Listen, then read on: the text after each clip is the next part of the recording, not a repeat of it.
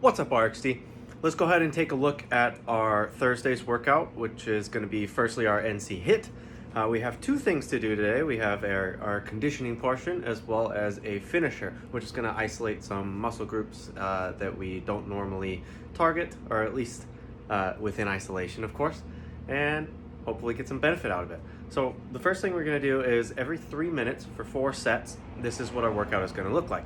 We have 1 minute of rowing, biking, running, or burpees. So we're gonna pick a monostructural movement. If you guys aren't familiar with that, it is rowing, biking, running, ski erg, those kinds of things.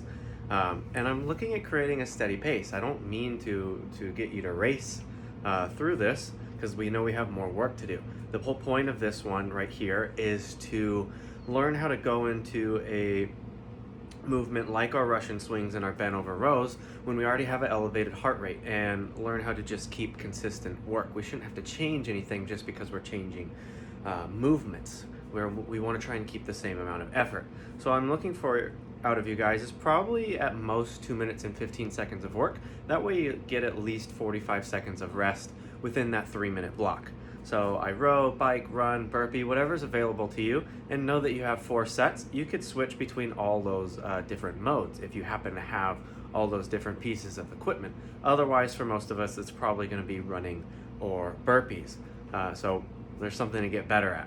After that, we have our Russian swings. I'm going to demo these, and I really want you to pay attention to how I'm using my hips and how aggressively I'm using my hips. And that's what I want to see out of you guys.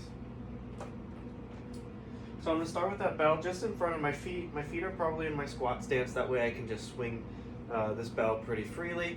I want you to notice the hip and the knee and how quickly they go from that seated back position to that standing position.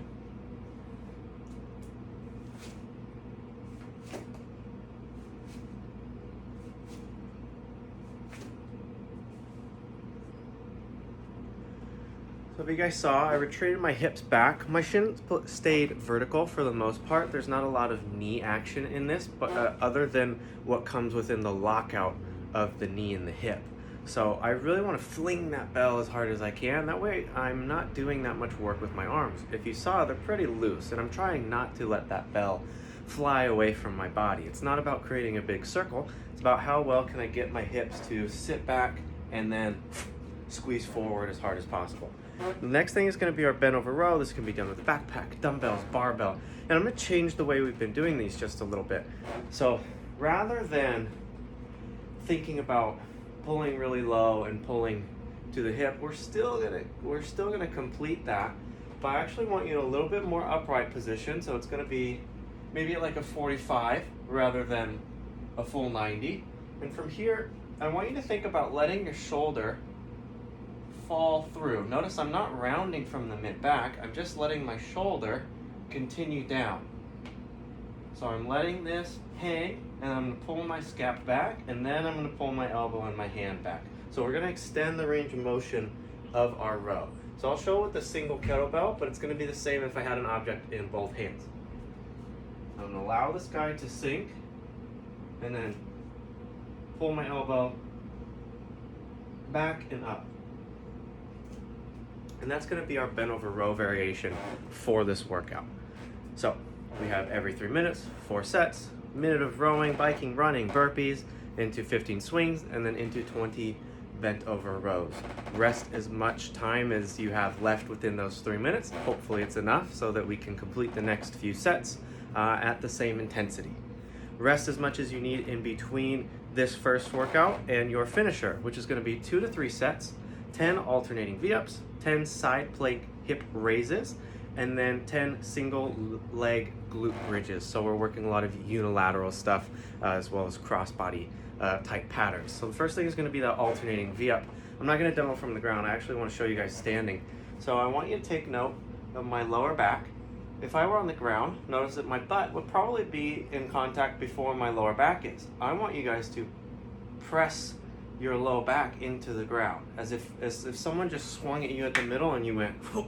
All right, so that's the position we're trying to hold and move from. So I'm holding my hollow body, and then I'm learning how to use my left leg, my right arm, and I'm going to meet myself in the middle. So with that, we want to be able to show control. I'm not just flying myself up there. I'm going to squeeze myself into position, which is something that I want to focus on with you guys when we get back, which should be soon. So I have my alternating V-ups. My side plank hip raises are something that I think I've seen you guys do, but I want to make sure that we're doing right. These kinds of loading patterns aren't conducive to power output, so we shouldn't demonstrate a lot of speed here. We shouldn't demonstrate a lot of range of motion. It's more so how well can we contain these smaller range of motions and make them stronger just by resisting force. So I'll show you guys that side plank. I'm gonna be on my elbow, and then I have my feet out. My job from here is I'm purely stacked from the shoulder to the elbow, and then my hips are on the ground. My job is to, like someone is pulling me up from the hip, hold, and then come back down. I want you to notice I'm trying to keep my chest facing you guys versus letting my chest face down and my hips go back. Hips need to stay in line with the rest of our body. The last thing is going to be a single leg glute bridge, something that you guys are very familiar with. Again, I'm going to demonstrate this with more emphasis on the leg that's on the ground. So, mimicking that same pattern from that hollow body, I want you guys to think about tucking your low back into the ground. You're going to pick one foot, plant it.